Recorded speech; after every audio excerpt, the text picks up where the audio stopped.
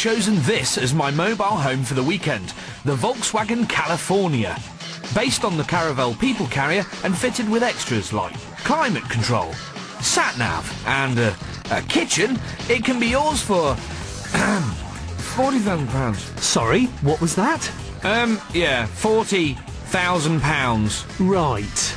Well, this is going to be my home. It's the Danbury Rio, costing £35,000.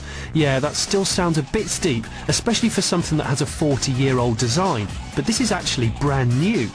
VW and Brazil are still making these old-school campers, and they can be bought in this country from enterprising importers. Owners include the man behind Wallace & Gromit, Nick Park. So, camping. Camping. Camping. 100% camping. Under the stars, or one with nature. Camping. So, what do we do first? Driving! We know how to do that. A mobile home needs to be mobile, so we'll start by testing how these things drive. What we have here is a 2.5 litre 5-pot diesel engine with 174 brake horsepower. It's also got a 6-speed automatic gearbox with sequential override, so if I do that, I can drop gears at will. It is a little bit noisy. It does wallow around quite a lot. It feels like you've got a full load on, and it's quite bouncy over bumps. Stick it on a motorway and it feels really comfortable. Once it's settled down, it just cruises along. The only problem I've really got with the California, despite the funky name, is the fact that it's not that cool, is it? It's a van with an awning on the roof and some alloy wheels.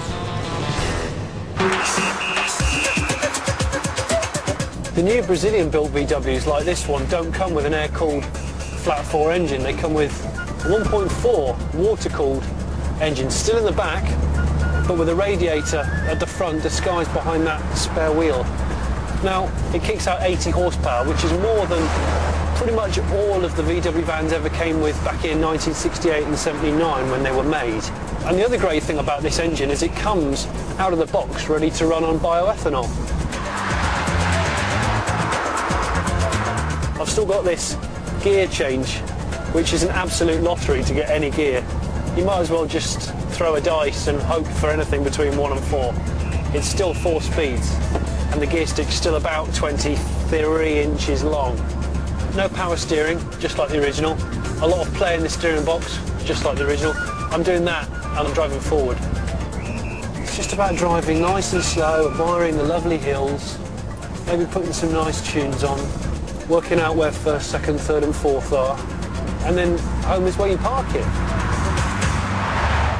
The second thing that's important about a mobile home is how homely it is. So whose vehicle has the most equipment?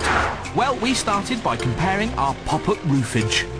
Mine erected in the traditional manual way. Ta-ta! Mine got up easier than Johnny's with the help of some electricery.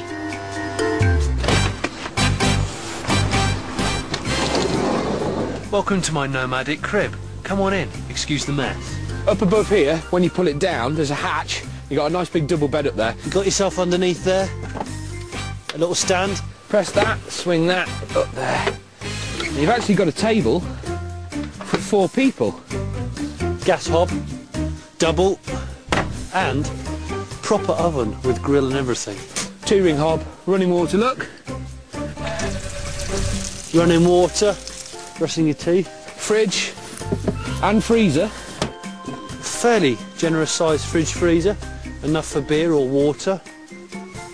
I quite like little push button doors. Back here, it's basically your underpants drawer. Some multimedia in my crib, DVD player, nice big screen. There's separate fan heater controls here so you can keep the back nice and warm. Speakers all round, got a surround sound stereo. Basically a set of shelves here. Spotlights, halogen.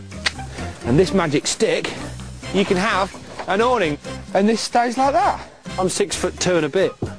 It's way taller than me. And they've got a sunroof. If you unzip this, straight away, instant camping. Check it out. Killer chairs aside, there's not much to choose between the specs, but which camper functions best? To test this, we decided to cook a meal. Guess who's a vegetarian? This is the coldest I've ever camped, ever. Yeah. It's -4, but we do have to eat, otherwise we'll die. So what have you got? Here I have, look at that, a quartet of mixed peppers. Load of meat. Cooked dressed egg noodles, an ideal accompaniment to any stir-fry. I got some sausages. I'm going to fire up my hobs. You sure you don't want some meat? I'll warn you now that I'm not a very good cook. I don't know how this works. Also not brought a very good knife either. Does that look like a pan to you? Nice bit of extra virgin, it's just the way I like it. Right, that's warming up nicely. Ow, God, that's warmed up really nicely. I do this quite a bit. Oh, the handles come off! They may be cramped, but both kitchens work really well. Only our skills held us back. Is it on fire? It's on fire! Seriously, get out of the way, I'm gonna have to flick it out.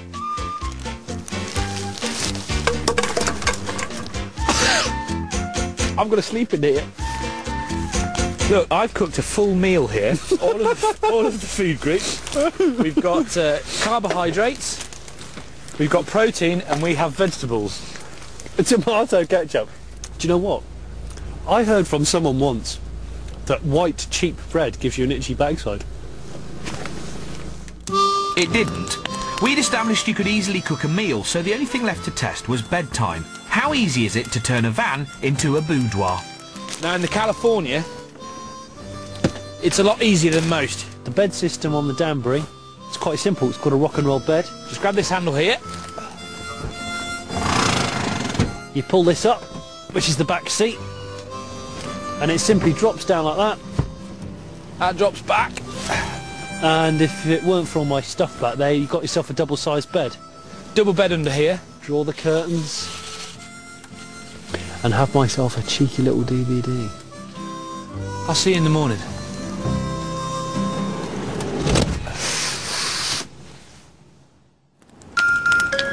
So, can you actually get a good night's sleep in a camper van? Give us 8 hours and we'll let you know. Good night, John boy.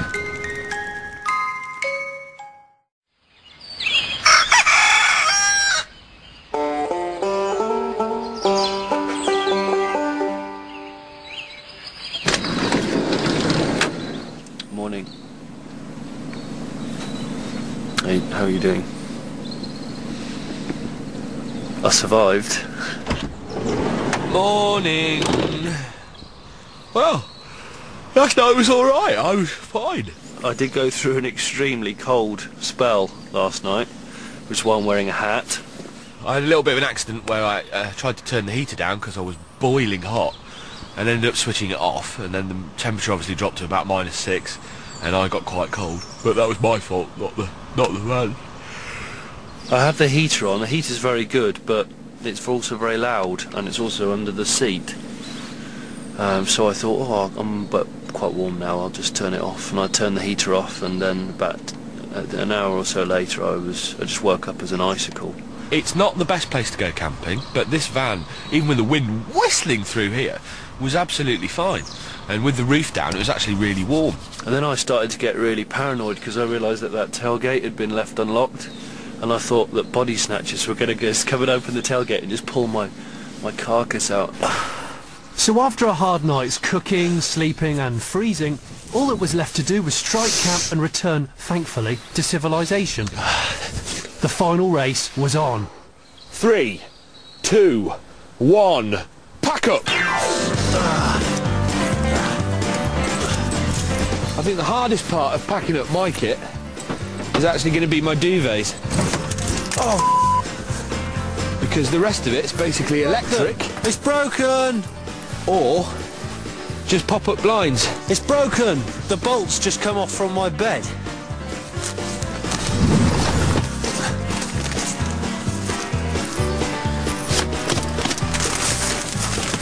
Yeah! You're not ready? Yeah, I'm ready. I'll see you in the Isle of Skye, or wherever we're touring next.